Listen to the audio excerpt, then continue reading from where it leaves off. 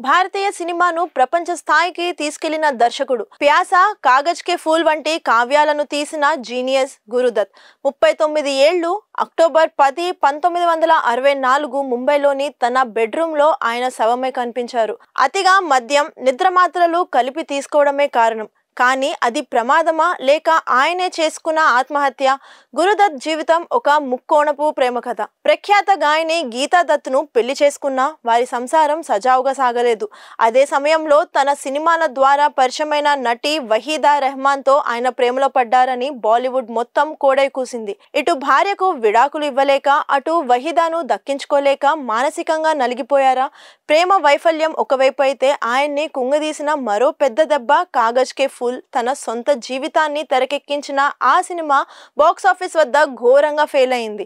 కాగజ్ కే pool flop తర్వాత Guru Dutt depression లోకి వెళ్లిపోయారు.